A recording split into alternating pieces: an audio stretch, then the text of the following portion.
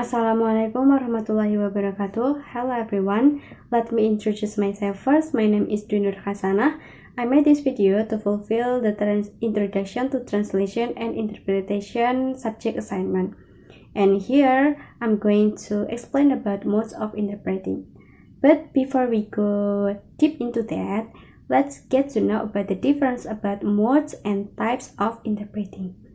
Modes of interpreting refers to the way in which interpreting is conducted. In Indonesia, we can say bagaimana cara interpreting tersebut dilakukan.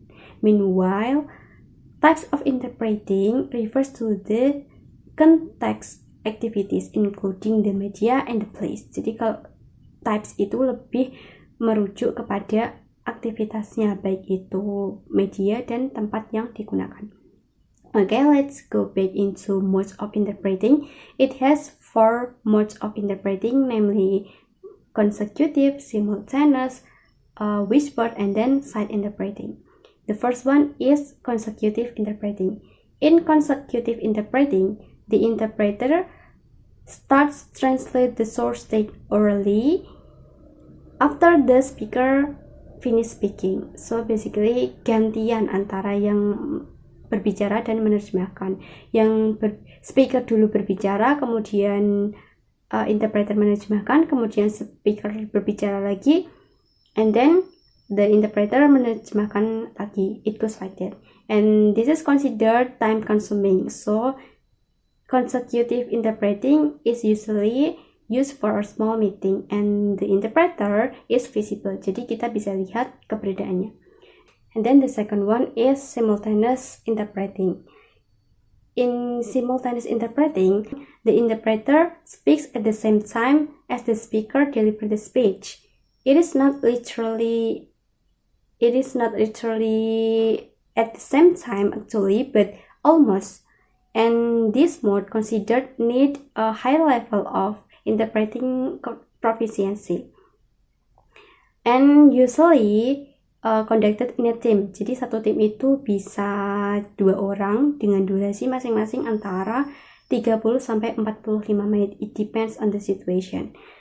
And simultaneous interpreting usually held for a large meeting or conference.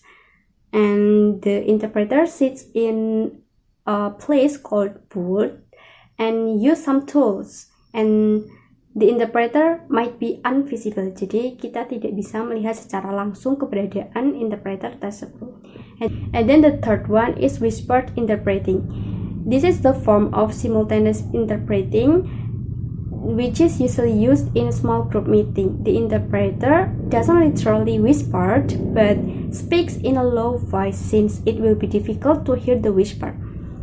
Meskipun dilakukan dengan cara simultaneous, namun interpreter di sini itu tidak membutuhkan alat bantu tambahan seperti mikrofon, booth, dan juga headphone.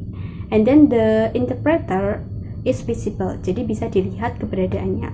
And then the fourth is sight interpreting. In sight interpreting,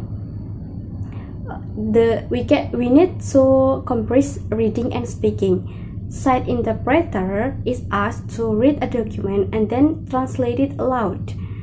We can find sight interpreter in a business meeting, for example, and then sight interpreter may ask time to the client to read and analyze the document before translate it into target language orally. Okay. I think that's all from me about the modes of interpreting. I hope this video can enrich your knowledge about interpreting. Thank you for watching. See you next time. Wassalamualaikum warahmatullahi wabarakatuh. Goodbye.